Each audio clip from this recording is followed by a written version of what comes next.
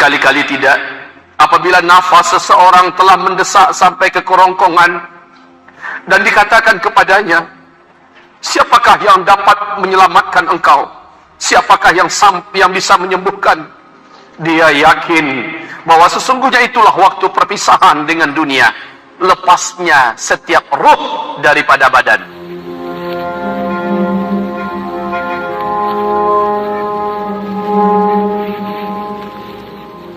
Rahmatullah wa barakatuh. Alhamdulillah, alhamdulillahi rabbil alamin, wal aqibatu lil muttaqin, wala udwana illa 'alal zalimin.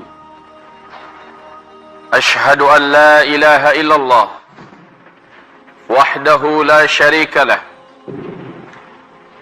wa ashhadu anna Muhammadan 'abduhu wa rasuluh la nabiyya ba'dah.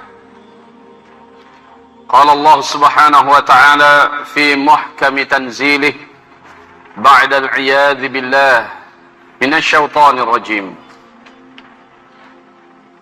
Ya ayyuhalladzina amanu taqullaha haqqa tuqatih wa la tamutunna illa wa antum muslimun. Wa qala ya ayyuhan nas ittaqu rabbakumul ladzi khalaqakum min nafsin wahidah wa khalaqa minha zawjaha wa batha minhuma rijalan katsira wa nisaa wattaqullaha alladzi tasaaluna bihi wal arham innallaha kana 'alaykum raqiba. Wa qala ya ayyuhalladzina amanu taqullaha wa qulu qawlan sadida yuslih lakum a'malakum wa yaghfir lakum dhunubakum wa man yuti'illaha wa rasulahu faqad faza fawzan 'azima. Allahumma arhamna bil Qur'ani wa sadaqallahul 'azim. Wa qala an-nabi sallallahu alaihi wasallam fa inna asdaqal hadithi kitabullah wa khairal hadyi hadyu Muhammadin sallallahu alaihi wasallam wa syarral umur muhdatsatuha wa khairul umur wa syarral umuri muhdatsatuha wa kullu muhdatsatin bid'ah wa kullu bid'atin dhalalah wa kullu dhalalatin finnar. Amma ba'd. Ma'asyiral muslimin, pujian dan syukur kita kepada Allah Subhanahu wa taala atas segala nikmat hidup dan nikmat iman. Dan semoga saja nikmat iman ini berkekalan sampai kita menghembuskan nafas terakhir kita nanti. Salawat dan salam untuk Rasulullah Muhammad sallallahu alaihi wasallam. Ma'asyiral muslimin, hamba-hamba Allah sekalian yang kami muliakan. Kehidupan setelah kehidupan di dunia ini, lahiyal hayawan. Itulah dia yang sebenar-benarnya hidup. Manusia diciptakan beda dengan hewan. Jin diciptakan beda dengan hewan. Jika hewan, mereka akan difanakan oleh Allah pada akhirnya. Sementara kita diciptakan oleh Allah untuk diabadikan. Kita hanya mati sekali besok. Setelah itu, kita akan dihidupkan, dan setelah itu tidak ada lagi kematian. Khuludun lal maut. Kekal. Kekal. Tidak ada kematian. Untuk itu kita diciptakan. Untuk menjadi hidup. Makhluk yang hidup kekal.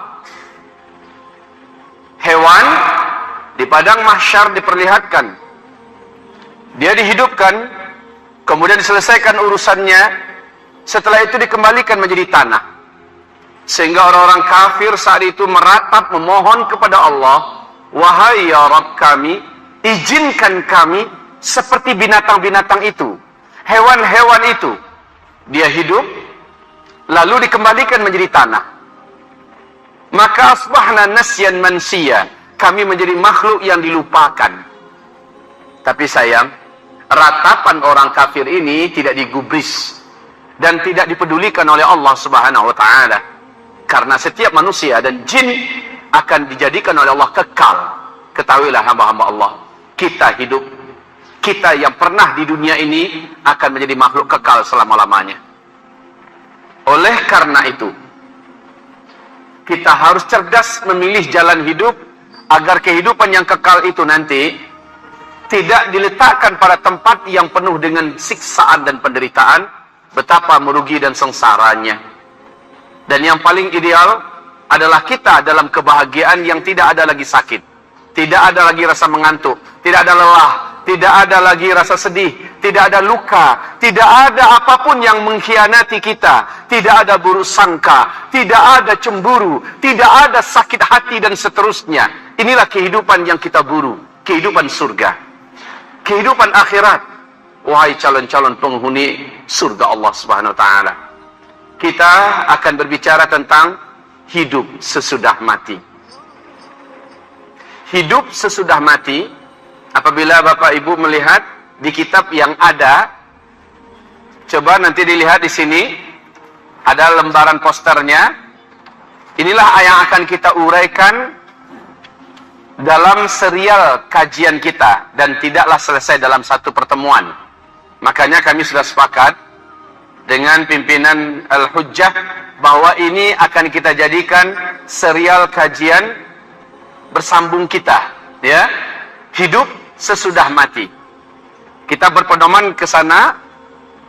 Nah, hamba-hamba Allah yang kami muliakan, untuk pertemuan pagi ini kita akan fokus kepada sakaratul maut, perjalanan arwah, dan kalau sempat masih ada waktu, kita lanjutkan kepada agenda-agenda kubur. Perjalanan manusia di alam kubur. Inilah yang akan kita fokuskan insyaallah taala pembahasan kita untuk pertemuan kita yang kali ini. Tentang sakaratul maut. Sakaratul maut. Silakan buka pada halaman 34, lihat ayat yang ke surat Al-An'am ayat 93. Bagaimana malaikat memperlakukan seluruh makhluk, khususnya manusia, termasuk jin. Aydihim akhriju anfusakumul yawm al-yawma tujzauna 'adzabal hun. Allahumma arhamna bil Qur'an wa sadaqallahul azim. Lihat artinya, jika kamu melihat di waktu orang-orang yang zalim itu berada dalam sakaratul maut, sedangkan para malaikat menghantamkan telapak tangannya kepada orang tersebut sambil berkata, akhriju anfusakumul yawm, keluarkan nyawa kamu dari jasad ini hari ini, tujzauna adzabal hun, pada hari ini kalian berhak merasakan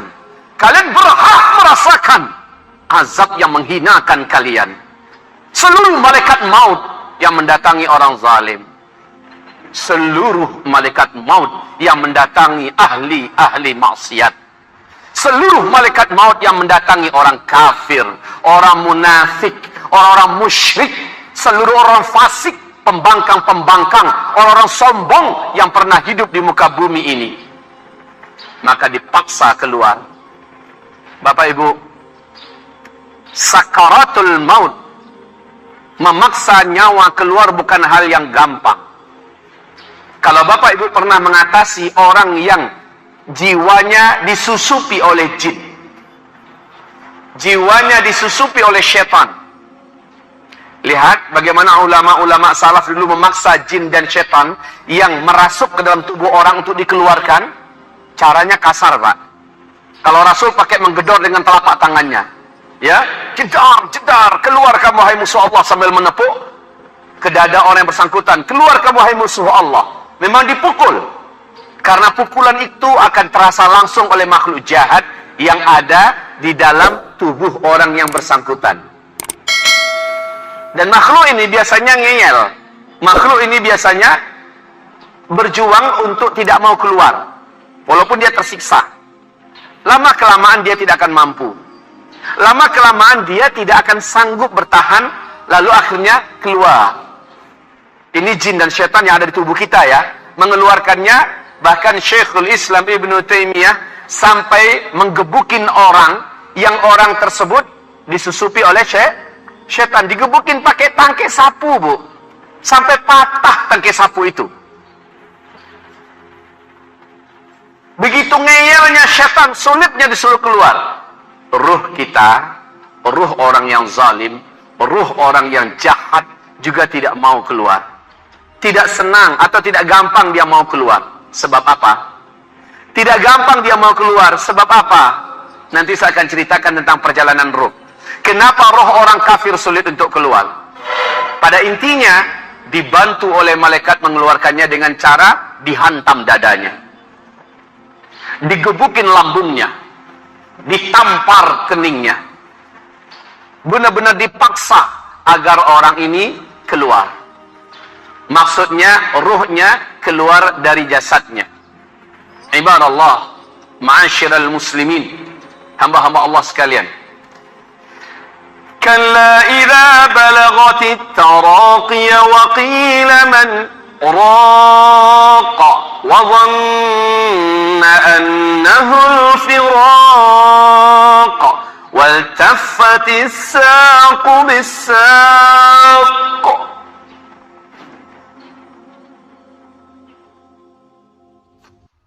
Ila rabbika yawma idhinil masaq. Sekali-kali tidak, apabila nafas seseorang telah mendesak sampai ke kerongkongan dan dikatakan kepadanya, siapakah yang dapat menyelamatkan engkau? Siapakah yang bisa menyembuhkan? Dia yakin bahwa sesungguhnya itulah waktu perpisahan dengan dunia, lepasnya setiap ruh daripada badan. Dan bertautlah betis kiri dengan betis kanan. Menegang, Pak. Tegang sambil gemetaran. Karena ketika itu roh mulai meninggalkan jasad. Bertaut dalam artian memang meregang kaki tangan ini. Tangan ini betisnya saling berdempetan. Saking sakitnya. Hamba-hamba Allah yang kami muliakan, selanjutnya, kepada Rabbmu lah pada hari itu engkau akan dihalau. Ibadallah, pada saat itu syaitan datang. Pada saat itu syaitan datang. Sayangnya dia datang dalam wujud keluarga kita yang sudah meninggal. Syaitan datang ketika kita awal-awal mengalami sakarat. Syaitan datang. Dia datang wujud ayah saya yang sudah meninggal, ibu bapak yang sudah meninggal, dalam wujud nenek yang sudah meninggal yang sangat sayang kepada kita. Dan dia bercerita, nak, ibu sudah terlebih dahulu mendahului engkau. Ibu menyesal, nak. Ternyata agama yang benar adalah agama Nasrani. Nak, pindahlah engkau ke dalam agama Nasrani. Isyaratkan dengan anggukanmu. Katakan iya. Katakan iya. Maka engkau akan selamat, nak. Ini wujud penyempurnaan kasih sayang ibu kepada engkau. Ini bujukan setan dalam wujud ibu kita datang. Bapak ibu, ibu kalau nggak percaya, bapak kalau ingin coba, ya gimana mau dicoba? Orang namanya juga sakaratul maut. Ya mau ditanya kepada orang yang sudah meninggal juga susah. Tapi ada hadisnya, Nabi mengatakan setiap orang yang sakaratul maut pasti datang setan dalam wujud keluarganya. Lihat di halaman sebelahnya, hadis sampai-sampai Nabi pun berdoa kepada Allah. Halaman yang ke-36, sampai-sampai Nabi berdoa kepada Allah. Nabi saja berdoa kepada Allah. Jangan sampai dalam sakaratul maut dia sanggup digoda oleh syaitan. Lihat. Allahumma inni a'udzubika minat taraddi wal hadami wal gharaqi wal hariqi wa a'udzubika an yatakhabbatani asy-syaitan 'inda al-maut. Nah, ini dia. Lihat artinya dalam tulisan yang ditebalkan. Aku berlindung kepada Engkau ya Allah dari kerasukan setan pada detik-detik kematian. Maksudnya apa? Saat-saat sakit seperti itu, setan datang dalam wujud keluarga kita. Wujud keluarga sudah meninggal, merayu kita agar keluar dari Islam. Kalau gagal ternyata emak kita yang almarhum, padahal itu adalah setan, maka bapak almarhum yang datang lagi. Gagal juga, datang lagi teman-teman dekat yang udah meninggal. Benar nak kata ibu bapakmu tadi? Benar wahai kawan, apa dikatakan oleh mak bapakmu bahwa agama yang benar itu adalah agama Yahudi, masuklah ke Yahudi. Agama yang benar adalah Nasrani, masuklah ke Nasrani. Wallahi, kalau ikatan akidah orang selama hidup ini tidaklah kuat, tidaklah benar, pasti dia akan murtad, lalu dia mengangguk. Cukup dengan anggukan itu, dia sudah keluar dari Islam. Inilah perjuangan puncak dari syaitan kepada setiap manusia yang akan sakaratul maut. Saya pasti didatangi syaitan nanti. Bapak ibu juga pasti didatangi. Masalahnya, dia sanggup menggoda kita atau tidak, tergantung ketika hidup. Bagaimana kita mengetahui dan mendalami tauhid kepada Allah dan akidah yang sahih. Jika akidah kita ngaco, jika tauhid kita lunak, jika tauhid kita tidak sejati, tidak lurus, tidak benar, saat itu kita akan mengangguk. Kita akan membenarkan ajakan setan-setan dalam wujud orang tua, keluarga, teman yang sudah duluan meninggal. Makanya Nabi berdoa, dan saya rasa doa ini pantas juga untuk Bapak Ibu bacakan. Wa inni a'udzubika min ayyatakhabbatani syaitan indal maut. Aku berlindung kepada Engkau ya Allah. Janganlah sampai diriku mampu dikuasai oleh syaitan ketika akan mati, sakarat. Baru-baru ini, 4 hari yang lalu, sebelum saya ke Jakarta kemarin, telah meninggal ibunda kami yang kami sayangi, Bunda Miss di Payakumbuh. Dia adalah seorang wanita yang luar biasa gigihnya di pengajian. Dia adalah penggerak umat, meninggal dunia. Apa kata keluarganya? Menjelang dia meninggal dunia, dia selalu mengatakan, terdengar oleh keluarganya, enggak, pai. Tahu apa maksudnya? Ya? Menolak. Ibu ini menolak, enggak, pai. Maksudnya, saya tidak mau, pergi. Yang saya ilmui dan yang kami ilmui, inilah rayuan setan itu. Setan datang merayunya untuk masuk ke agama lain, agar keluar dari Islam. Ibu ini mengatakan tidak, pergi kalian, pergi. Padahal dia udah nggak bisa ngomong, Bu. Tapi untuk yang mengusir ini dia sanggup, pai. Masya Allah, enggak, pai. Hamba-hamba Allah yang kami muliakan. Iman kita dalam hidup ini jujur atau tidak, iman itulah yang akan menjadi yang satu-satunya masih ingat oleh kita. Sementara ketika itu kita sudah tidak ingat lagi. Bahkan membaca la ilaha illallah saja sudah hampir-hampir tidak ingat lagi. Makanya perlu dibantu dengan talqin. Ya, perlu dibantu dengan talqin. Saat-saat sakarat itu Pak, kita sudah hampir lupa semuanya. Wallahi, hanya iman yang benar yang ada dalam hiduplah yang mampu menjadikan kita sanggup bertahan saat godaan syaitan itu datang. Ibarat Allah, ma'asyiral muslimin, seluruh orang yang meninggal dunia mengalami sakarat yang luar biasa. Ibu pernah sakaratul maut enggak? Alhamdulillah. Kalau pernah berarti udah meninggal dong. Ya. Belum pernah kan Pak ya? Tapi Rasulullah mengatakan sesungguhnya sakaratul maut itu bagaikan seluruh mili demi mili tubuh kita mulai dari kaki bagaikan digilas oleh bumi ini. Sedangkan digilas oleh truk yang berisi pasir penuh aja udah nggak ketulungan. Dan itu bukan cepat loh Bapak Ibu. Keluarnya ruh demi mili dari tubuh kita ini bukan cepat. Yang cepat itu hanyalah ruh orang yang beriman. Cepat dia keluarnya. Tapi orang kafir bisa berjam-jam. Orang zalim makin hebat kezalimannya, makin lama sakaratnya. Bahkan macam Ariel Sharon, berapa lama sakaratnya? Berapa lama sakaratnya? 6 tahun. Yang meruntuhkan khilafah Islamiyah Al-Uthmani, Mustafa Kemal Ataturk, Mustafa Kemal Pasha. Berapa lama sakaratnya? Tahu berapa lama sakaratnya? Mengerikan sakaratnya. Orang-orang zalim yang dosanya berlapis-lapis seperti itu, Pak. Sakaratnya lama dan dibiarkan oleh Allah tersiksa. Hamba-hamba Allah yang kami muliakan. Sakarat ini, la haula wa la quwata illa billah. Jangankan kita orang biasa, Nabi Muhammad saja sampai didekatkan air di dekatnya, kemudian dia letakkan tangannya ke dalam air itu, lalu dia diusapkan ke wajahnya. Kemudian dia berdoa, Allahumma hawwin alayya sakaratil maut. Ya Allah, ringankanlah. Nabi aja minta, Pak. Ringankanlah sakaratul mautku. Ringankanlah karena berat, sakit. Saking beratnya, beliau pingsan. Saat terbangun, sakarat masih berlanjut. Rasul yang mulia sampai berdoa, Allahumma hawwin alayya sakaratil maut. Malaikat Jibril tak sanggup, lalu mengalihkan wajahnya, tidak mau melihat pada wajah Rasulullah. Lalu Rasul berkata, Akarihta minni ya Jibril. Hai Jibril, apakah kau benci kepada saya? Kata Jibril, tidak.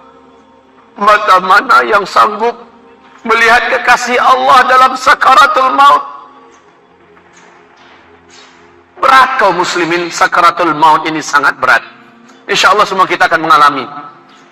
Kalau Bapak Ibu mau tahu siapakah orang yang paling ringan sakaratul mautnya? Orang mukmin yang saleh, yang amalnya sudah sangat banyak di sisi Allah Subhanahu wa ta'ala. Rasul itu orang yang ada di puncak keimanan. Rasul dibuat oleh Allah berat. Ada hadis yang lain, hadis ini hasan. Nabi memang berdoa kepada Allah, Ya Rabb, jika seperti ini sakitnya sakaratul maut, ringankan sakaratul maut umatku ya Allah, dan jadikanlah untukku 3 kali lipat agar meringankan mereka. Sayang hadis ini tidak sahih, hanya setingkat hasan. Tapi jadilah ada sebagai panduan bagi kita betapa kasihnya Rasulullah sampai akhir hayatnya, sampai sakaratul mautnya masih kita yang diingat, masih kita yang dipikirkan dan kita yang didoakannya. Ya Allah, jika begini beratnya sakaratul maut, maka ringankanlah sakaratul maut umatku dan jadikanlah berat sakarat itu untukku. Rasul diberi oleh Allah kesabaran dan kekuatan yang tidak ada tanding bandingnya, Pak. Ibu, makanya Rasul yakin dia akan mampu memikul. Setelah dia jalani, dia pun berdoa, ringankan untukku ya Allah. Ringankan. Yang udah diberatkan itu terasa ringan, begitu maksudnya. Ibu Allah, demi umatnya, maka layakkah kita merasa kita mencintai Rasul sementara selama ini Rasul dihina, kita diam. Sunnah Rasulullah diperangi, kita diam. Kita mengaku pencinta Rasul, inginkan syafaat Rasul, kita tidak membela sama sekali. Ketika ada pelecehan-pelecehan terhadap sunnah dan sebagainya, la haula wa la quwata illa billah. Baik kaum muslimin, kita lanjut kepada sakarat. Sakaratul maut ini, yang paling ringan mengalami sakaratul maut hanyalah syahid. Syahid. Apa sabda Rasulullah sallallahu alaihi wasallam? Dari Abu Hurairah radhiyallahu anhu, Rasulullah sallallahu alaihi wasallam bersabda. Lihat pada halaman 37. Ma yajidu syahidu min alamil qatl illa kama yajidu ahadukum min alamil qarsah. Tidaklah seorang syahid di antara kamu waktu meninggal dunia merasakan sakaratul maut itu kecuali seperti seseorang di antara kalian merasakan gigitan seekor semut. Pernah digigit seekor semut? Ya. Apa semutnya? Terserah. Pokoknya gigitan semut kayak gitulah orang syahid merasakan. Fasyahidu min ummati, maka yang syahid dari kalangan umatku itu, kata Nabi. Kan Nabi pertama bertanya pada para sahabat, tuan-tuan sekalian, tahu nggak siapakah orang yang syahid? Apa kata para sahabat? Yang syahid itu ya Rasulullah, orang yang pergi dengan hartanya dan jiwanya, lalu berperang di jalan Allah, kemudian dia membunuh lalu terbunuh oleh tangan musuh di medan perang, itulah yang syahid ya Rasulullah. Kata Rasul, fasyahidu min ummati idzan laqalil, Jika demikian betapa sedikitnya umatku yang terhitung syahid. Tidak, kata Rasul. Maka Nabi merinci satu persatu yang syahid itu. Berbahagialah jika kita termasuk salah satu di antara mereka ini. Satu, Nabi mengatakan, orang yang terbunuh karena membela agamanya, syahid. Dua, orang yang meninggal dunia karena penyakit yang ada di perutnya dan tidak sembuh-sembuh. Udah berobat, tidak sembuh-sembuh, lalu meninggal gara-gara itu, syahid.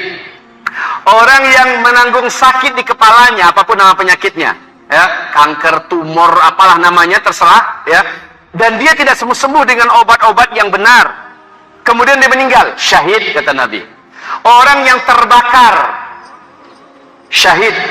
Orang yang tenggelam, syahid. Ya, tentu saja semua ini tidak disengajakan oleh dirinya sendiri. Kalau sengajakan dah bunuh diri namanya. Ya. Kemudian seorang wanita yang melahirkan anak dan meninggal dalam proses melahirkan, syahid. Orang yang sedang pergi keluar menuntut ilmu agama Allah lalu meninggal dalam perjalanannya, syahid. Macam Bapak Ibu ini. Pergi tadi ada kecelakaan, meninggal, syahid. Karena niatnya mau menuntut ilmu agama Allah Subhanahu wa taala. Kemudian kata Rasulullah, orang yang meninggal karena penyakit yang menular dan mati dia oleh penyakit tersebut, maka dia syahid. Kemudian kata Rasulullah berikutnya, orang yang meninggal dunia minal hadami, karena reruntuhan sesuatu yang menimpanya. Apakah karena ada tebing ketika Bapak bawa mobil, bawa motor, tebing jatuh, ya, ada menggelinding dari atas, ketiban, lalu meninggal dunia. Atau kita lewat di pinggir jalan, yang di situ ada gedung lagi dibangun, jatuh paku satu kena kepala Bapak, ya, meninggal dunia. Wah, Pak Ustadz, nggak mungkin paku satu bisa meninggal dunia, ya satu ton maksudnya. Jatuh, kena kita meninggal dunia. Orang yang kena bom, pesawat yang jatuh, kecelakaan lalu lintas, syahid. Mereka adalah para syuhada yang dimaksud oleh Rasulullah SAW.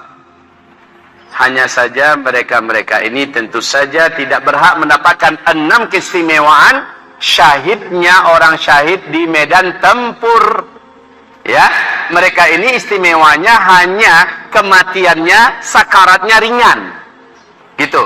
Yang kedua, dia bebas dari azab kubur. Sementara proses yang dilakukan kepadanya berlaku secara umum, seperti yang lain-lain yang merasakan. Dimandikan, dikapani, disolatkan, nanti di padang mahsyar dia menjalani hal-hal yang normal. Hanya nanti yang paling pertama dimasukkan surga adalah seluruh yang syahid-syahid ini. Awalu thalathatin min ummati yadkhuluna al-jannah.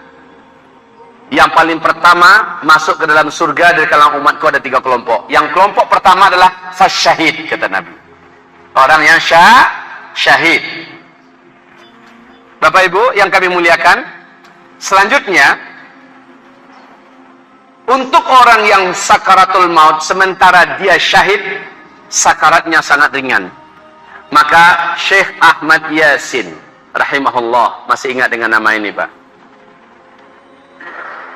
Masih ingat dengan nama ini? Syekh Ahmad Yasin, pendiri intifadah di Palestina. Ketika beliau hidup, beliau berpesan seperti ini. Nyawa di tubuh kita hanya 1 lembar. Dan dia pasti akan keluar. Pastikanlah ia keluar dengan semulia-mulia keadaan, dengan semahal-mahal harga. Dan tidak ada kematian yang lebih mulia melebihi syahid. Ini kata beliau. Tidak ada kematian yang lebih mulia melebihi syahid. Nah, kaum muslimin yang kami muliakan, kita sadar kita bukan pencinta perang.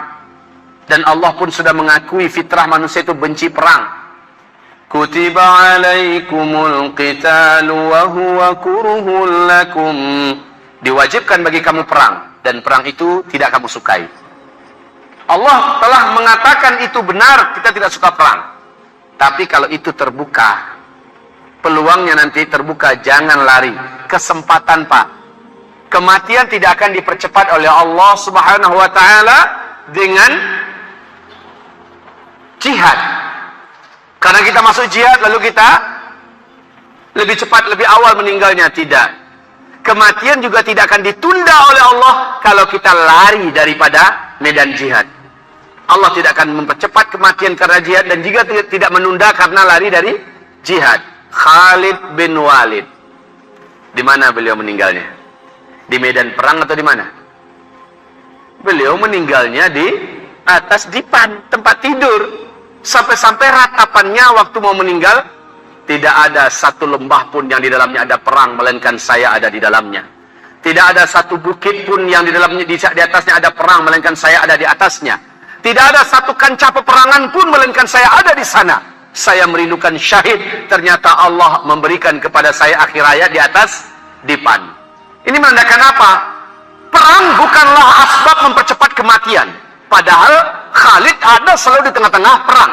Tidak ada satu mili pun dari tubuhnya, melainkan ada bekas senjata tajam, bekas tombak, bekas panah. Masya Allah. Tetap saja, saya berjumpa dengan seorang syekh berusia 94 tahun di Aceh. Selepas tsunami Aceh, saya berjumpa dengannya. Namanya Tengku Toha. Beliau adalah kaki tangannya Daud Bereh. Apa kata beliau? Saya panglima perang yang mendampingi Tengku Daud Bereh. Sejauh perjalanan saya dengan beliau, tidak ada medan perang yang tidak kami masuki.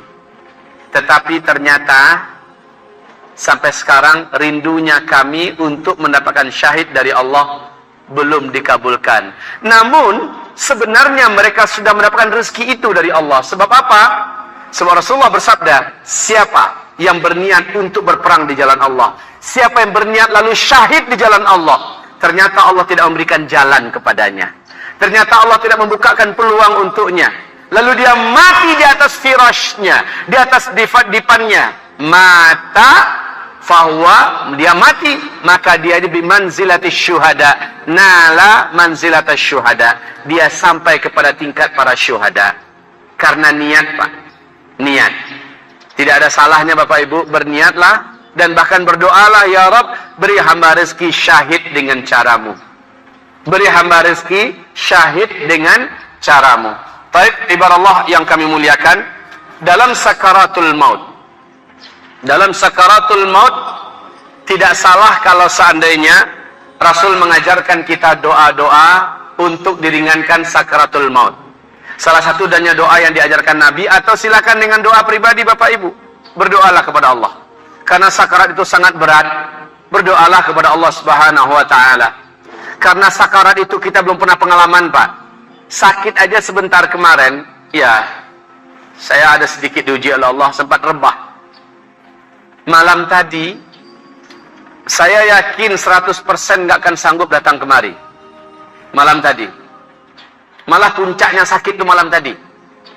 Sampai guling-guling di atas dipan. Sakit sekali. Subhanallah, kita hanya baca la ilaha illa anta subhanaka inni kuntu minadh dhalimin.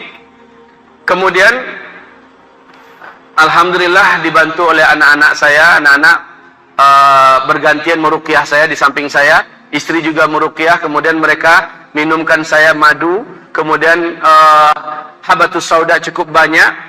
Lalu perut ini menolak, berusaha untuk muntah. Saya tahan terus, dan saya niatkan semua bacaan itu untuk diri saya, semua ini untuk meracuni penyakit yang ada, dan seterusnya. Saya sudah yakin hari ini tak akan bisa datang. Subhanallah kaum muslimin, itu baru sedikit sakitnya. Sudah seperti itu, Pak. Bagaimana sakaratul maut?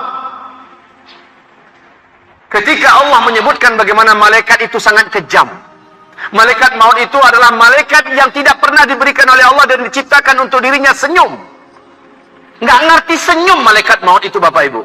Waktu Isra Mi'raj, Nabi Muhammad disambut dengan sukacita oleh seluruh malaikat-malaikat langit. Didamping oleh malaikat Jibril, oleh malaikat Malik. Kemudian ada satu malaikat yang wajahnya manyun saja. Matanya tajam, wajahnya manyun. Lalu kata Rasulullah, Wahai Jibril, itu malaikat, kenapa wajahnya begitu seram? Apa dia benci kepada saya? Kata malaikat Jibril, ya Rasulullah Muhammad, sesungguhnya itu adalah malaikat maut. Tak pandangan matanya itu Pak, mampu membuat orang copot jantungnya, tajam sekali. Allah telah menciptakannya dengan fitrah tidak bisa senyum. Jadi malaikat maut itu jangan pernah diharapkan kaum muslimin wajahnya senyum. Kecuali malaikat maut yang didatangkan untuk orang yang beriman. Dia tidak senyum, tetapi wajahnya bersih. Enak dan lembut dilihat dalam hadis sahih Muslim. Enak dan lembut dilihat. Insya Allah pas kita bicara tentang perjalanan arwah, kita sampaikan bagaimana datangnya para malaikat-malaikat yang satu orang dari 70.000 malaikat itu adalah malaikat maut. Baik, kaum muslimin yang kami muliakan, kita masuk kepada hadis tentang perjalanan arwah. Malaikat maut satu di antara 70.000 malaikat. Ma min ahadikum, tidaklah salah seorang pun di antara kamu, kata Rasulullah SAW, ketika dia akan meninggal dunia, melainkan 70.000 milal malaika yanziluna minas sama. 70.000 malaikat turun dari langit. Ahadukum malakul maut. Ahaduhum malakul maut. Salah seorang dari 70.000 malaikat itu adalah malaikat maut. Kalau ruh ini yang akan dicabut adalah ruhnya orang yang beriman yang saleh, 70.000 itu dalam keadaan wajahnya cerah ceria senyum. Satu orang dari mereka keluar dari yang 70.000 itu, lalu dia duduk tepat di atas yang akan meninggal ini. Jadi Pak, di sini ini adalah badan kita Bu, Bapak. Ini kepala, malaikat turun, ya, turun. Satu orang dari yang 70.000 tadi, dan inilah malaikat mautnya. Malaikat mautnya cuma satu. Yang lain siapa? Malaikat-malaikat pendamping. Ya, sampai di sini duduk, malaikat mautnya duduk di sini. Lalu kata Rasulullah SAW, malaikat maut ini meletakkan kedua telapaknya, telapak tangan kanan di pipi kanan, yang ini di kiri. Perlahan-lahan malaikat ini membujuk. Apa yang dikatakannya? Ya ayyatuhan nafsul mutmainnah, irji'i ila rabbiki radiyatan mardiyah, fadkhuli fi ibadi wadkhuli jannati. Artinya, wahai jiwa yang baik, hai jiwa yang tenang, keluarlah engkau. Dibujuk oleh malaikat maut. Beda nanti perlakuan malaikat maut memperlakukan jiwa dari seorang kafir, jiwa dari seorang zalim, ahli maksiat. Kalau yang ini, perlahan keluarlah. Di waktu yang sama, kata Rasulullah, Allah perlihatkan dengan izin Allah pemandangan surga, dan di situ ada tempatnya. Subhanallah. Terbuka tirai gaib. Hanya dia seorang yang mampu melihat pemandangan itu. Terbuka tirai gaib. Apa yang dilihatnya? Pemandangan yang maha indah. Sangat indah. Tidak pernah di bumi ini seumur hidup ada pemandangan begitu indahnya. Di tengah-tengah pemandangan itu, ada rumah yang maha cantik, maha megah, maha mewah, maha luks, dengan bahan-bahan yang maha mahal. Dan di gerbangnya tertulis, pemilik rumah ini adalah nama dia. Pemilik rumah ini adalah nama dia. Pak, di kitab Hadil Arwah ila Biladil Afrah oleh Syekh Ibnul Qayyim Al-Jauziyah disebutkan rumah untuk satu orang yang beriman, yang hidup di dunia, dia beriman, dia saleh, rumahnya nanti di dalam surga, besarnya yang dibangunkan oleh Allah adalah 70 mil kali 70 mil. Itu baru rumah 70 mil kali 70 mil. Baru rumah. Silahkan Bapak Ibu. 1 mil berapa? Kalikan 70. 1 mil berapa?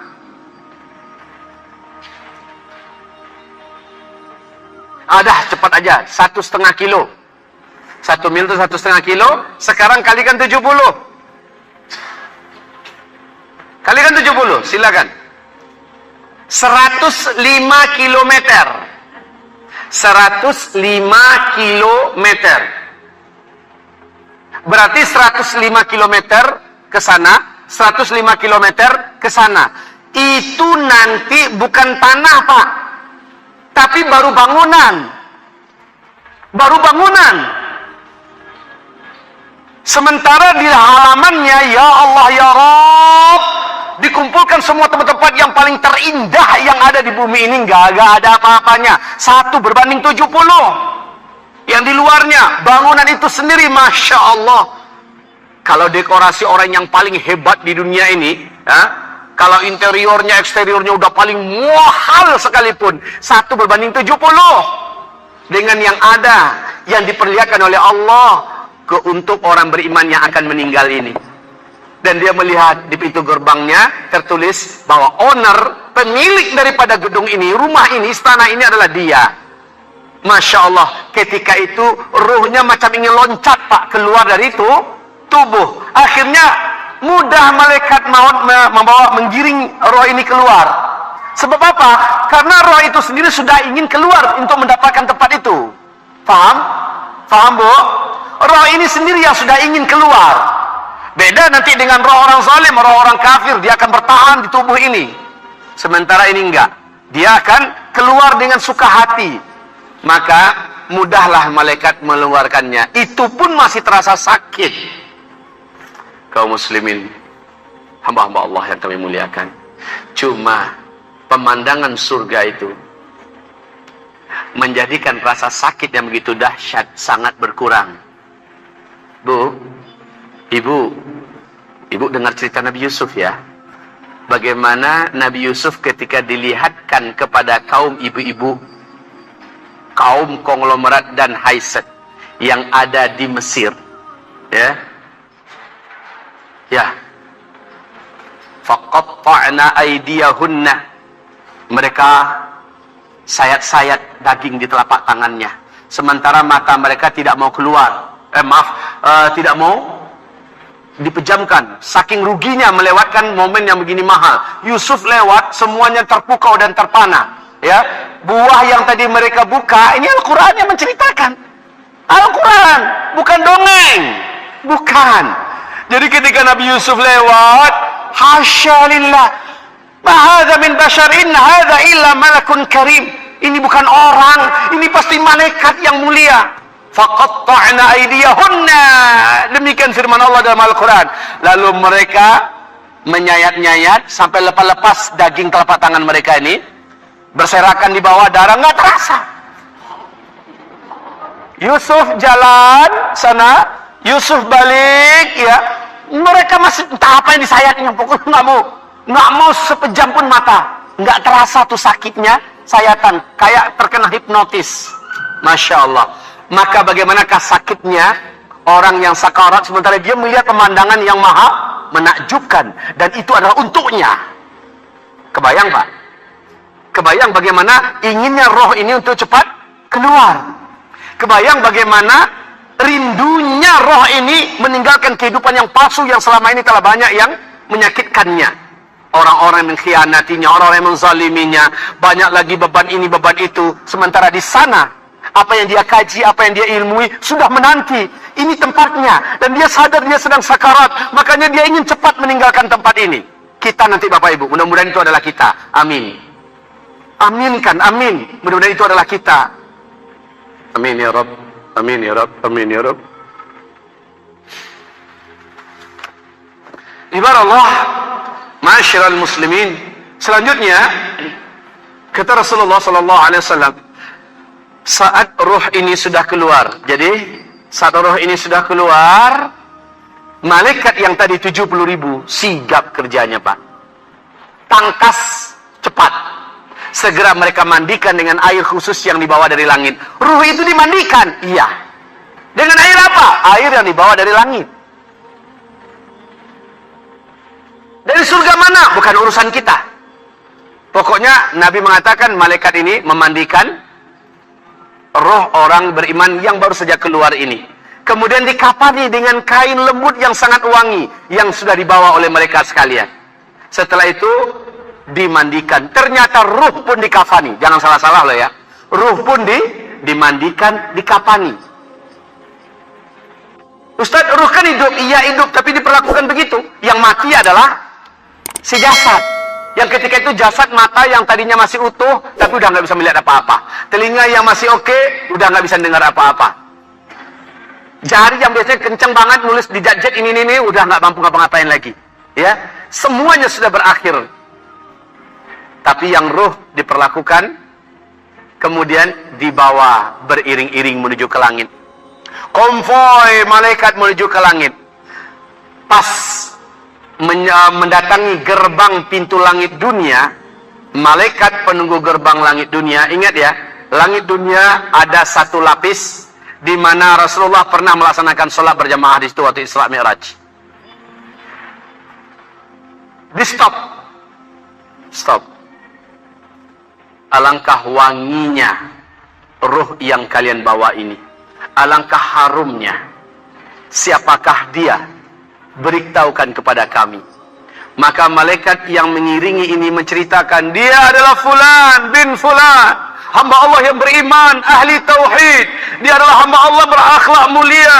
Dia adalah hamba Allah yang dermawan dan suka bersedekah. Dia adalah hamba Allah yang sangat taat kepada Allah. Dia adalah hamba Allah yang benci dengan dosa maksiat. Dia adalah hamba Allah yang bla bla bla bla bla bla.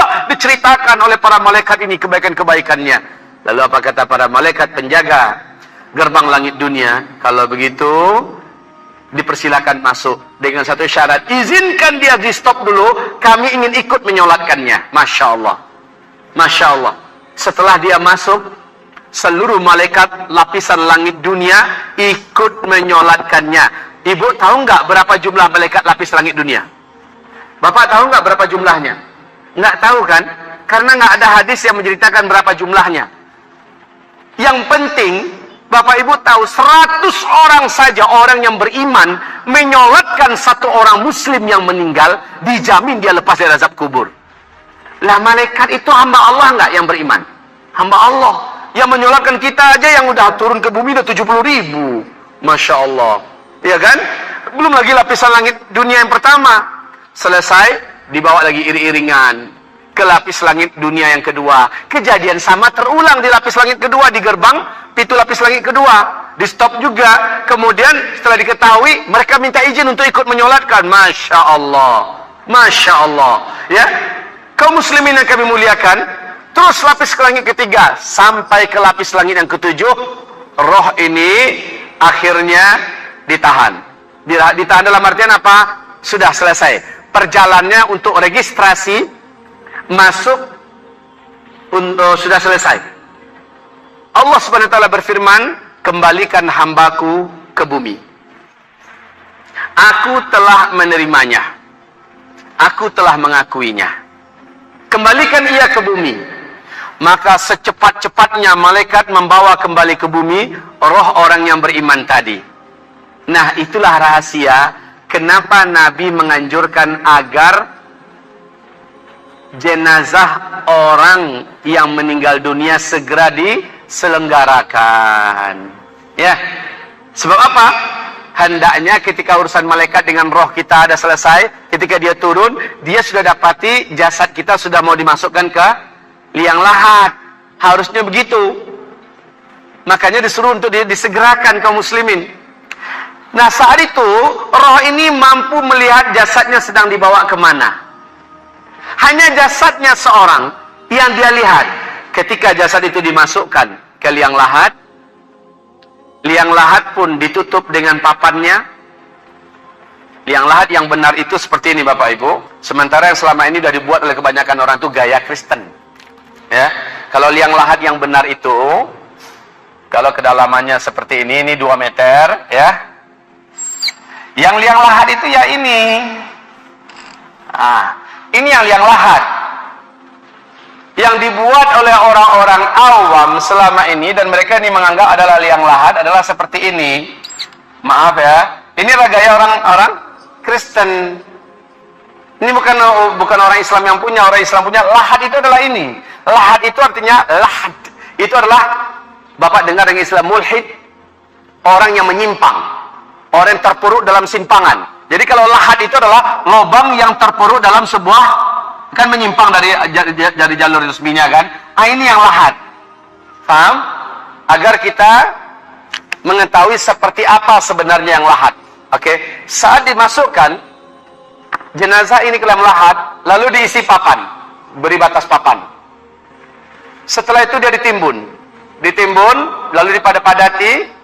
Saat orang yang di atas sudah meninggalkan kuburan, orang yang paling terakhir di langkah ketujuhnya, yang di sini sudah dimasukkan ruhnya kembali, sehingga telinganya mampu mendengar kembali bunyi telapak kaki orang yang terakhir pergi itu.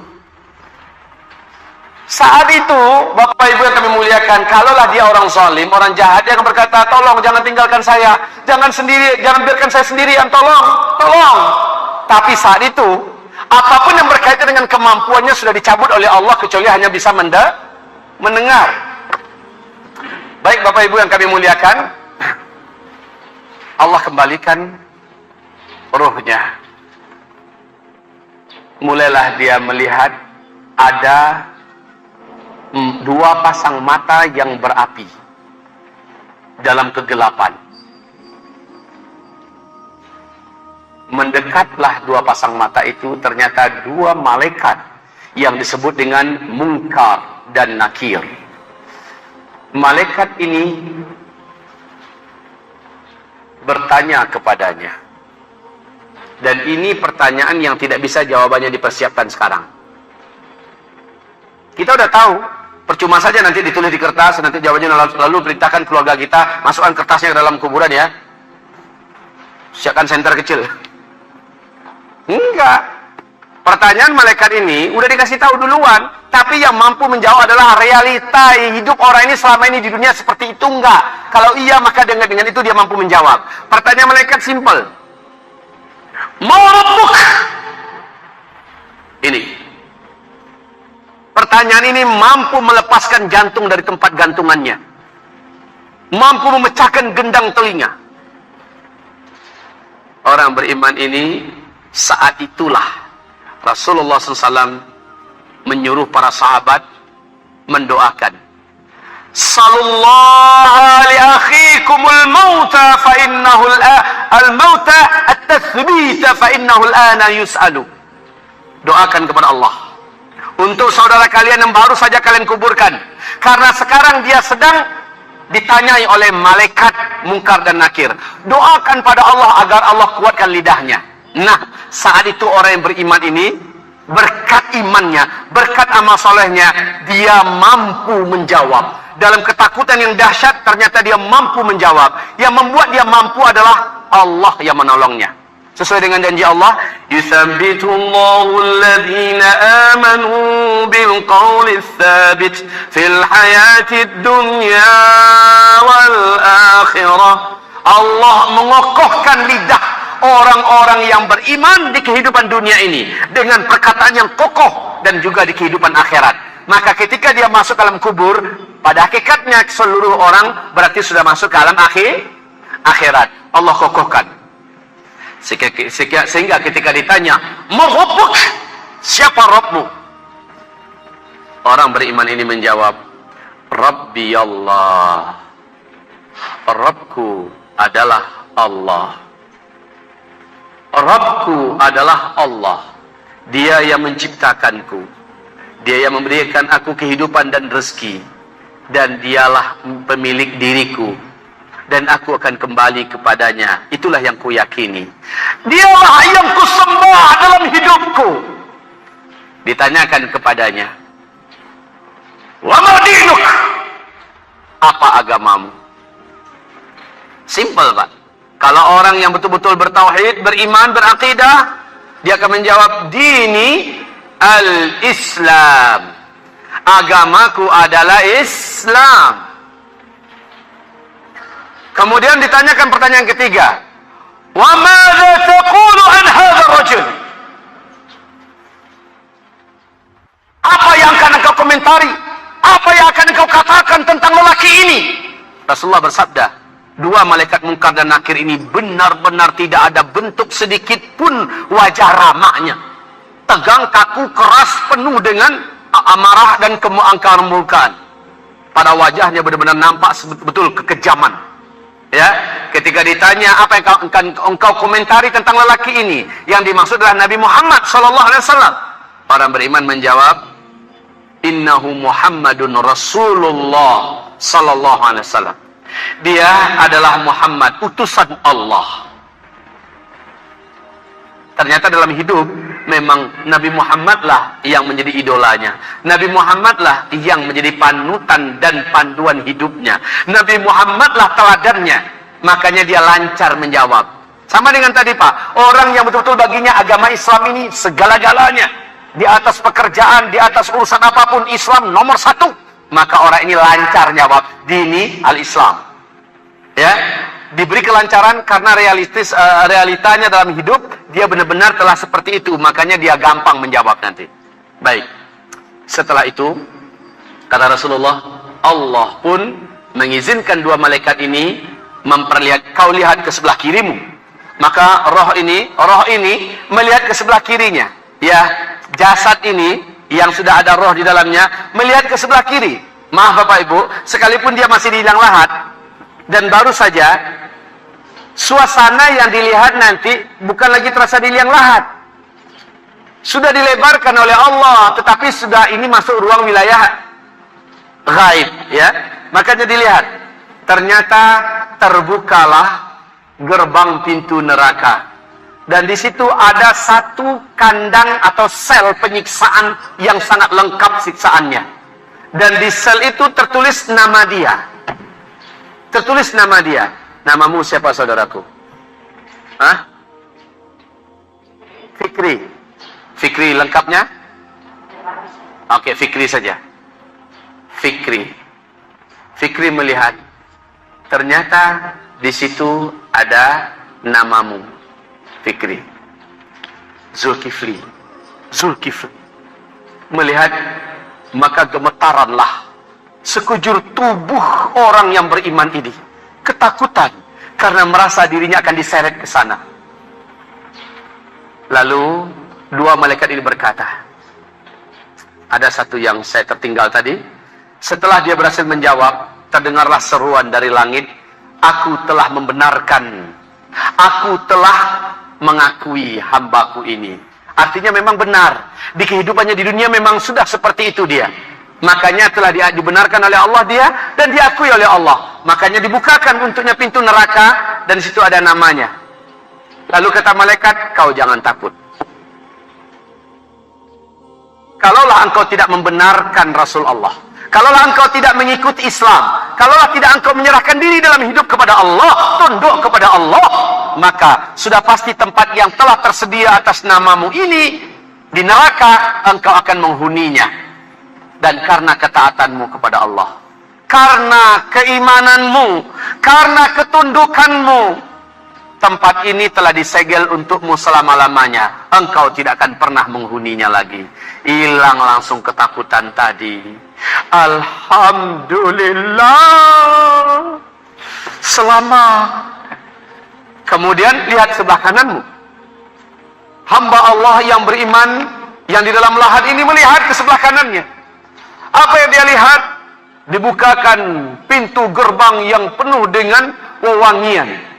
Aroma yang sangat indah. Pemandangan di dalamnya yang Masya Allah persis seperti yang dia lihat waktu dia akan sakaratul maut. Dia lihat kembali. Kemudian dibentangkan permadani yang tidak pernah ada permadani itu di dunia ini. Terbentang menuju ke sana. Dia pun ingin bergegas ke situ. Ditahan oleh malaikat. Mau kemana boy? Situ. Sabar. Sabar. Karena di situ ada nama dia. Dia sangka dia sudah berhak untuk masuk ke dalamnya. Sabar. nggak akan lari gunung dikejar. Itu tempat memang tempat ente punya. Dan ente akan memasukinya. Sebagai hadiah dijanjikan Allah dan Allah Maha menepati janji. Kamu pasti akan masuk ke dalamnya. Tapi sabar. Sabar sampai kiamat dulu terjadi. Maka, apa kata Rasulullah? Hamba yang beriman ini akhirnya berdoa. Allahumma ajlis sa'ah. Allahumma ajlis sa'ah. Allahumma ajlis sa'ah 3 kali. Ya Allah, segerakanlah kiamat. Ya Allah, segerakanlah kiamat. Ya Allah, segerakanlah kiamat. Bu, kenapa sih hamba ini, hamba yang beriman ini minta agar disegerakan kiamat? Kenapa? Kenapa? Kenapa, Pak? Iya, karena penghalang dia untuk bisa masuk ke tempat yang sudah diimpi-impikannya, yang sudah diperlihatkan atas nama dirinya. Penghalangnya hanyalah sampai menunggu kiamat. Makanya dia minta cepat-cepat kiamat. Allahumma ajlis sa'ah, ya Allah segerakan kiamat, segerakan kiamat, segerakan kiamat. Ya Allah. Baik. Sementara menjelang kamu masuk ke situ, kamu diletakkan di tamannya dulu, mau? Mau. Kalau begitu ikut yuk. Baru Bapak Ibu, jasad tinggal, ruh kembali naik. Ruh kembali naik. Jasad tinggal lagi, ruh kembali naik. Kemana dibawa? Disinilah dia, roh orang beriman itu. Jadi kalau ini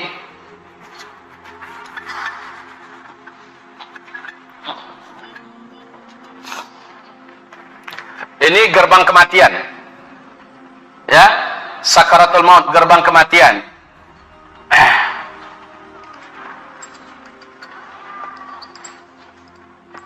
Ya, pas masuk, setelah melalui proses tadi, roh akan terbagi 2. Orang beriman, rohnya naik ke atas. Sementara orang kafir CS, termasuk orang zalim, orang munafik, orang fasik, ahli maksiat yang suka berbuat dosa dan sebagainya, maka rohnya akan sampai ke bawah. Di atas ini disebut dengan al-mala'ul a'la. Al-mala'ul a'la. Al-mala'ul a'la. Atau digelari juga dengan a'la illiyin. A'la illiyin. Ya. Baik kaum muslimin, di mana posisinya ini? Ini adalah raudhatun min riyadil jannah. Pernah dengar hadis ini enggak? Raudhatun min riyadil jannah. Satu taman di antara taman-taman surga. Di sini diletakkan raudhatun min riyadil jannah. Ya.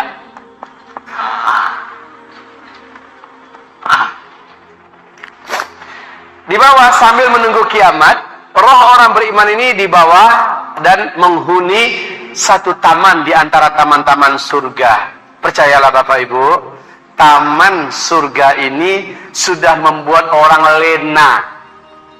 Sudah membuat orang lena. Udah nggak terasa perjalanan panjangnya menunggu kiamat, itu nggak terasa. Karena penuh dengan kepuasan demi kepuasan di sini. Kenyamanan demi kenyamanan, taman. Ingat Pak, setelah orang meninggal dunia, orang beriman, ketika itu selamat tinggal penderitaan, selamat tinggal kezaliman, selamat tinggal kelelahan, selamat tinggal beban dan beban, selamat tinggal kesedihan. Allah berfirman dalam Al-Quran, apabila orang ini sudah meninggal dunia, تتنزل عليهم الملائكة ألا خوف عليهم ولا هم يحزنون. Malaikat turun, nyawa dicabut, sejak hari itu la khaufun alaihim, nggak ada yang perlu ditakutkan lagi. Walahum yahzanun, nggak ada juga yang perlu disedihkan. Nggak ada lagi yang ditakutkan. Kalau dunia ini takut Pak, macam-macam ketakutan itu muncul.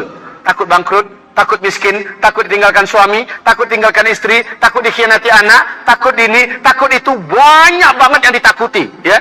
Takut nanti Indonesia ini kacau, jadi apa nanti ibu kota Jakarta, takut nanti banjir besar, takut nanti takutnya terlalu banyak dalam kehidupan ini, ya. Saat itu sudah dibuang semuanya. Ketika kita menembus kehidupan berikutnya, semua ketakutan itu sudah nggak ada. Walahum yahzanun, dan tidak pula ada yang patut mereka sedihkan. Ibu pikir ibu akan sedih ya? Aduh, anakku gimana? Ibu akan mikir anak lagi nanti setelah ibu di liang lahat. Enggak, Bu. Enggak akan kepikir. Maaf nih, kalau seandainya ibu dapat berita bahwa ternyata anak bapak, Pak, ternyata anak bapak, semoga ini tidak terjadi, anak bapak ternyata menjadi bandar narkoba. Umpama. Dari mana bapak dapat informasi bahwa anak bapak jadi bandar narkoba? Bapak kan sudah di taman surga. Orang yang meninggal dunia nyusul belakangan. Orang yang meninggal dunia nyusul belakangan, ketemu dengan bapak. Saat ketemu, saling berbicara. Kamu tetangga saya? Iya. Kapan meninggalnya? Udah 2 minggu yang lalu. Ahlan wa sahlan, selamat ya kamu sampai di sini. Karena yang sampai di Malal berarti dia adalah orang yang selamat. Lalu saling bercerita dan bernostalgia. Nah, pertanyaan, kata Rasulullah, orang yang sudah meninggal duluan bertanya kepada yang baru saja meninggal, bagaimana kamu dapati anak saya ketika kamu masih hidup? Oh, anak kamu yang si fulanah telah menikah. Oh ya, dengan siapa? Dengan seorang lelaki yang soleh, punya penghasilan oke, dan dia juga orang yang berakhlak mulia. Alhamdulillah. Terus anak saya Sanu gimana? Loh, nggak tahu ya? Enggak. Dia kan udah meninggal. Anak saya udah meninggal. Oh, kapan? Setahun setelah bapak meninggal. Masa? Kok nggak ada di sini? Lah, masalahnya anak bapak meninggal bunuh diri. Loh. Oh. Ya sudah, rasakan sendirilah. Nggak ada kesedihan, Bu. Rasakan sendirilah. Ketika masih bersama saya, memang dia keras kepala. Dia memang suka meremehkan agama Allah, menelantarkan sholat. Ya, saat itu nggak ada sedih. Ibu jangan pikir ibu akan sedih lagi ya. Sedih itu cuma sebatas di dunia. Ingat loh, Bu. Sedih itu hanya sebatas di dunia. Ketika ibu sudah menembus ke kehidupan ini, dalam keadaan iman, dalam keadaan bertauhid, insya Allah nggak ada kesedihan. Kecuali orang meninggalkan dunia dalam keadaan sedih, dengan cara membunuh diri, maka dia akan terus dalam kesedihan yang berlapis-lapis, tak akan pernah selesai. Baik kaum muslimin yang kami muliakan, selanjutnya roh orang kafir, roh orang zalim, roh pendurhaka mak, pendurhaka bapak, pemakan riba, pezina kesana kemari, roh para koruptor, roh para pencandu narkoba, barang-barang haram, roh orang-orang yang sering mempermainkan sholat, roh orang-orang yang masih suka menggunjing kesana kemari, menghibah kesana kemari, mengadu domba kesana kemari. Roh orang-orang macam ini, Pak, lihat nanti di kitab nasib para pengadu domba. Rohnya para pengadu domba, rohnya para penggunjing kesana kemari, rohnya para pemakan riba, rohnya para pezina. Lihat bagaimana Rasulullah menceritakan. Insya Allah nanti akan kita terangkan dalam episode tentang peristiwa-peristiwa alam kubur. Ya, sekarang kita fokus tentang perjalanan roh. Kita lihat kaum muslimin yang kami muliakan, saat orang kafir akan meninggal dunia, malaikat turun, jumlahnya sama, 70.000 malaikat. Tapi kata Rasulullah, malaikat yang datang ini tidak satu pun dari mereka yang berwajah bagus. Wajahnya rusak dan betul-betul sangat, dari matanya tegang, nampak betul kebuasan, nampak betul kebencian. Ya, wajah benci kepada yang akan didatang itu nampak betul. 70.000 malaikat datang dalam bentuk sorotan mata yang sangat tajam penuh kebencian. Bibir yang sedikit pun tidak ada kesenyum. Ya, senyum tidak ada. Sementara mukanya rusak. Malaikat ini turun. Kaum muslimin yang kami muliakan, ketika itu si orang zalim, orang fasik, orang munafik ini mulai merasakan ketakutan. Siapa nih? Kenapa begini banyak?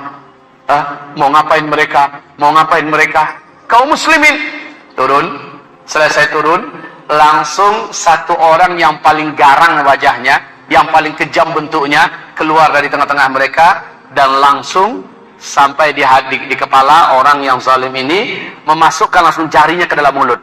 Coba, Pak, dalam hadis Nabi mengatakan, malaikat ini langsung masukkan jarinya ke dalam mulut. Ya, setelah itu mulai disentak. Keluar kamu, hai musuh Allah. Ukhruji ayyatuhan nafsul khabithah. Keluarlah kamu wahai jiwa yang kotor, jiwa yang menjijikkan. Wahai jiwa yang menjijikkan, keluar.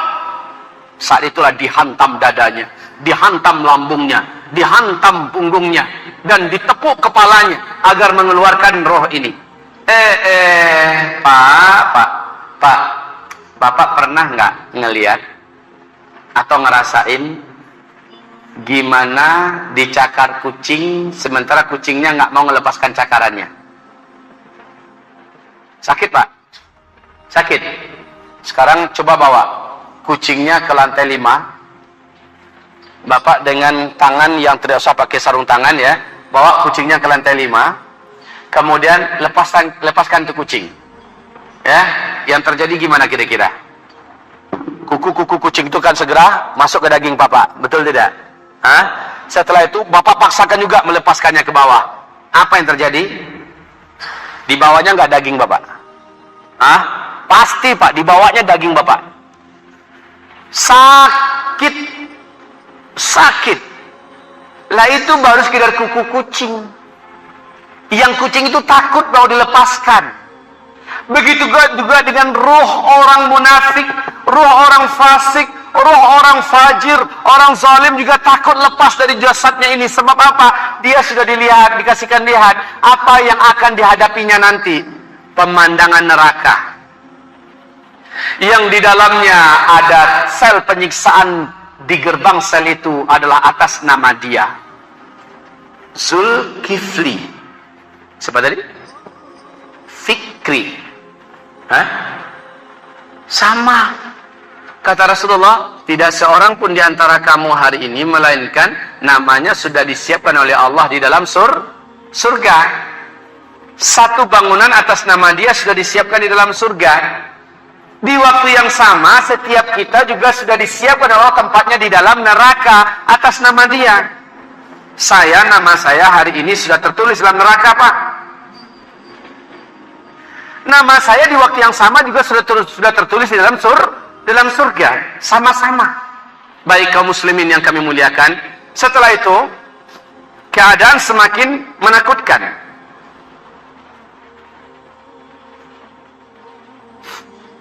Baik. Keadaan semakin menakutkan. Setelah dikasari, satu persatu mau melepaskan cengkeramannya. Ditarik terus oleh malaikat dengan siksaan yang teramat sangat berat. Inilah dia kemuncak dari sakit. Bapak Ibu pernah melihat bagaimana orang yang sakarat? Siapa di antara Bapak Ibu yang pernah melihat orang zalim sakarat? Ada nggak yang pernah? Coba. Ada yang pernah dekat nggak orang zalim yang sakarat? Bapak Ibu, orang zalim yang sakarat itu menjijikkan. Saya baru satu kali dekat dengan orang zalim yang anti sholat, mempermainkan syariat, mati. Baru satu kali saya merasakan seumur hidup. Menjijikkan.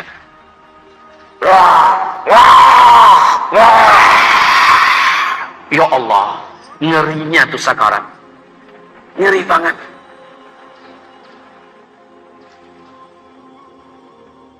Badannya tegang-tegang, ya. Sementara dadanya melengkung seperti ini, kepalanya di bawah. Kebayang, Pak? Ya. Iya, kemudian kakinya seperti betul-betul tersiksa. Masya Allah. Nah, kaum muslimin, akhirnya keluarlah roh ini. Setelah keluar roh tersebut, langsung dibelasah oleh 70.000 malaikat. Nggak pakai dimandiin. Langsung dibungkus dengan kain kasar yang sangat busuk. Setelah itu diseret seperti nyeret bangkai yang nggak pantas menuju ke lapisan langit dunia yang pertama. Setelah itu di stop oleh malaikat. Alangkah busuknya yang kalian bawa ini. Siapa? Maka dia jawab, Fulan bin Fulan, ahli zina. Fulan bin Fulan, orang yang suka mempermainkan agama. Fulan bin Fulan, orang yang suka mendurhakai kedua orang tuanya. Fulan bin Fulan, pemakan riba. Oh, Fulan bin Fulan, bla bla bla, dan seterusnya. Maka, sorry, pintu gerbang tidak bisa kami buka untuk yang seperti ini. Ditahan dia, Pak. Jangankan untuk mendapatkan perlakuan sholat, disolatkan oleh malaikat, ya. Baik ketika dia baru saja meninggal, di lapisan langit dunia juga tidak. Apalagi kedua dan ketiga seterusnya. Lapisan langit yang pertama saja dia sudah ditolak. Lalu campakkan dia kembali ke bumi. Masya Allah. Sampai di bumi lah. Biasanya kalau keluarga orang kayak gini kan biasanya awam juga kan. Hah? Tunggu dulu anak dari Amerika pulang. Hah? Dia lagi pesan tiket pesawat. Nunggu sehari semalam. Kadang-kadang nunggu 2 hari semalam. Betul tidak? Ya Allah, makin tersiksa dia. Kayak orang masuk ke laut terombang-ambing. Padahal sudah membutuhkan orang yang segera menyelamatkannya. Kaum muslimin yang kami muliakan, akhirnya setelah dimasukkan jasad ke dalam liang lahat, ruhnya pun disatukan. Saat itu 2 malaikat datang bertanya, "Marabbuk wa ma dinuk wa madza taqulu an hadzal rajul?" Tidak satu pun dia mampu menjawab. Dia, kalau orang munafik hanya begini. Ini hadis, Pak ya, Bu. Hanya itu yang keluar dari mulutnya. Dia tidak mampu menjawab. Tetapi ketika ditanya, apakah pendapat engkau tentang laki-laki ini? Kalau orang munafik jawabnya begini. Qalan nas annahu kadza fa aqulu mithla ma yaqulun. Orang berkata dia itu adalah begini, saya katakan juga seperti itu. Hanya itu dia mampu jawab. Kemudian datang suara dari langit, ya. Allah Subhanahu wa taala mengutuk dan mencelanya dan berikan kepadanya jatah yang telah dijanjikan untuknya. Maka kaum muslimin, hamba-hamba Allah, lihat ke sebelah kanan. Nah, kalau ini orang kafir, orang zalim, sebelah kanan dulu disuruh lihat. Ketika dia lihat surga ada namanya, ingin loncat, Pak, ingin lari. Ditanya malaikat, mau kemana? Situ katanya. Seharusnya itu yang telah dibuatkan oleh Allah, yang harusnya kamu isi.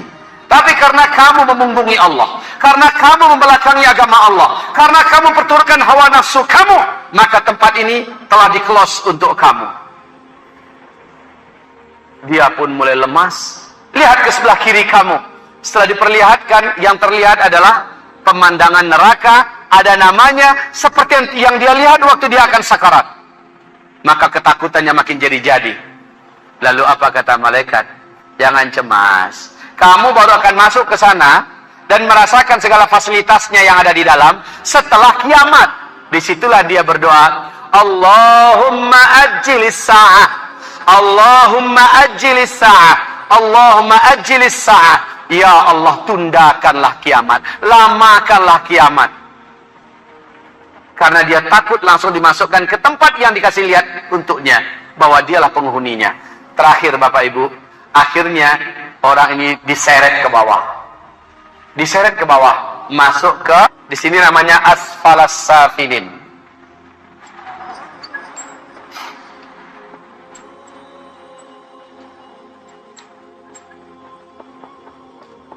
Asfalas safilin. Dia digabungkan dengan ruh para durjana, penjahat-penjahat, kafir-kafir, munafik dan lain-lainnya. Digabungkan dan disiksa. Berbagai macam jenis siksaan menjadi tanggungan sesuai dengan kadar dosa yang ia buat di dunia. La haula wala quwata illa billah. Sampai kapan? Sampai kiamat. Sambil nunggu kiamat disiksa. Bil ghuduwi wal asal. Dia disiksa pagi dan petang hari. Dia disiksa pagi dan petang hari. Kaum muslimin yang kami muliakan. Saya pernah cerita kepada Bapak Ibu. Kalau nggak salah masih di Masjid At-Taqwa ketika itu ya. Saya pernah cerita. Dan cerita ini bermula dari wafatnya tetangga saya. Saya yang selenggarakan, memandikan, mengafani, lalu ikut menyolatkan. Ketika dikuburkan, lihat, ini musola, ya, ini tempat pekuburan, ini jalan, Ini juga jalan. Nah, ini sawah. Ini sawah, ya. Ini sawah. Bapak Ibu, setelah dia disolatkan, dia pun dibawa kemari. Kuburannya tuh di sini. Ya, kuburannya di sini. Kemudian waktu dimasukkan ke liang lahat, mau dimasukkan ke liang lahat, dari sela-sela kaki kami kan saya posisinya berdiri di sini. Sini, ini banyak nih keluarganya mengelilingi sini kan. Nah, dari sela-sela kaki kami menyelinap satu ekor ular yang berwarna hitam. Ularnya besar, kira-kira sepegelangan tangan saya. Panjangnya mungkin ada 3 meteran. Ular itu datang di sela-sela kaki kami. Bapak Ibu tahu kalau ular melihat orang, satu orang saja dia lari, betul nggak?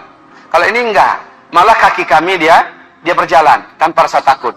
Kemana dia mengarah? Ke arah kuburan ini. Lalu dia langsung masukkan tubuhnya, menjatuhkan tubuhnya ke dalam lubang. Orang waktu dia lewat, ular langsung menjerit-jerit, ya. Gimana nggak menjerit? Ularnya hitam gede lagi. Apalagi ular hitam itu ular tanah umpamanya, kan sangat berbisa, Pak. Ya kan? Ini enggak. Dia tanpa takut tuh ular menuju ke arah kuburan. Langsung menjatuhkan dirinya ke dalam. Jenazah yang sudah hampir diletakkan, ular begitu besar masuk, otomatis 3 orang yang di dalam itu yang memasukkan ini main lempar aja langsung ke dalam. Ya, nggak sempat lagi diatur semacamnya. Lempar, aneh Pak Ibu. Nggak siapa yang diganggu oleh ular itu. Tapi ular itu langsung masuk ke liang lahat tadi. Ya, langsung masuk ke liang lahat tadi. Masya Allah. Standby di situ, kayak mau ngapain, kayak kami juga nggak tahu. Langsung masuk itu standby. Dikasih papan langsung naik. Orang ini naik ke atas, langsung dikubur. Anaknya pada nangis, istrinya nangis melihat kejadian itu. Kaum muslimin yang kami muliakan, sorenya datang adiknya, mengantarkan amplop ke saya. Untuk apa saya bilang? Karena Ustaz telah membantu menyelenggarakan jenazah abang saya. Berikan pada anaknya. Anaknya lebih berhak. Ini adalah kewajiban saya sebagai tetangga kepada tetangga, muslim kepada muslim. Lalu apa kata adiknya ini? Abang saya meninggal dalam keadaan mencandu minum-minuman keras. Jadi udah lama meninggalkan sholat dan mencandu miras. Oh, gitu. Ya, pantesan. Waktu saya mandiin, nggak usah saya cerita deh. Waktu saya mandiin, pokoknya enak saya ngeliatnya Pak. Baik. Waktu di kapani juga, baik. Esoknya lah, ini dia puncak cerita kita. Esoknya datang tetangga saya. Jadi rumah saya itu di sini. Ini kira-kira 300 meter lagi ke sana. Nah, ini rumahnya dia. Ini ada gang lagi. Ini rumah saya. Nah, ini rumah tetangga saya yang satu lagi. Nah, tetangga saya ini dia membuat tempe dan tahu toge, ya, dijual ke pasar sini. Pulangnya dengan bendi. Tahu bendi, Pak? Bendi tahu? Delman yang pakai kuda, ya. Biasanya dia berangkat itu 3:30 subuh, udah berangkat ke pasar. Pulangnya jam 9, jam 10. Ingat ya, bil ghuduwi wal asal, di waktu pagi dan petang disiksa. Pas lewat sini, kudanya langsung ngamuk. Kuda delman itu langsung mengamuk. Saking kuatnya amukan kuda itu hampir meloncat ke sawah.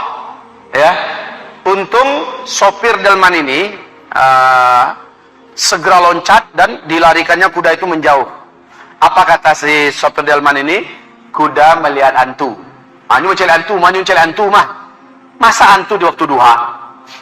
Baik kaum muslimin, selanjutnya sampai di rumah, dia langsung gedor pintu rumah saya. Dia langsung gedor. Jam 10-an saya ingat dia ngedor pintu rumah saya. Pak Ustaz, Assalamualaikum Pak Ustaz. Kenapa? Pucat sekali wajahnya. Beliau mengatakan, di muka kuburan itu kuda yang saya tunggangi ngamuk. Ya, dia masuk saya tunggangi ngamuk. Kata si sopir delman, dia ngelihat hantu. Saya katakan, pertama, nggak ada hantu. Yang kedua, Kejadian seperti ini terjadi di zaman Nabi. Nabi sedang menunggangi unta bersama para sahabat. Nabi lihat kuburan. Ternyata unta Nabi langsung mengamuk, ya. Bukan mengamuk sebenarnya, tapi ketakutan. Ketakutan. Nabi segera turun, lalu untanya ditambat agak jauh. Lalu Nabi berkata, kalian tahu ini kuburan siapa? Maka kata sahabat, saya tahu ya Rasulullah, ini kuburan Fulan bin Fulan dari kabilah Anu. Kalau yang ini kuburan Fulan bin Fulan dari kabilah Anu. Haha, kata Nabi, ketahuilah oleh kalian, mereka berdua sekarang ini sedang diazab. Ingat ya, di hadis yang lain Nabi mengatakan, orang yang diazab di alam kubur, selain jin dan manusia dapat mendengarkan jeritan siksaan mereka. Demi Allah, kata Nabi, kalau aku doakan kepada Allah agar kamu mampu mendengarnya, pasti kamu akan pingsan kalau nggak mati. Saking mengerikan jeritan orang-orang yang disiksa. Bagaikan pakai mic, Pak. Ya. Wah! Macam-macam jenis siksaannya. Kaum muslimin yang kami muliakan, seandainya diizinkan oleh Allah Nabi mendoakan, kita nggak akan tenang hidup nih. Sebentar kaget, ya. Kalau nggak mati, pingsan paling tidak, kata Nabi. Saking hebatnya. Lah, onta, kuda, ini termasuk binatang yang juga mendengar. Baik kaum muslimin. Lalu saya katakan, ya sebenarnya satu kampung ini tahu kok, yang meninggal ini memang pencandu. Ya, udah lama meninggalkan sholat. Dan udah lama cekek botol. Mati dalam keadaan seperti itu. Man laqiyallah wa huwa mudminul khamri laqiyallah wa huwa alaihi ghadban.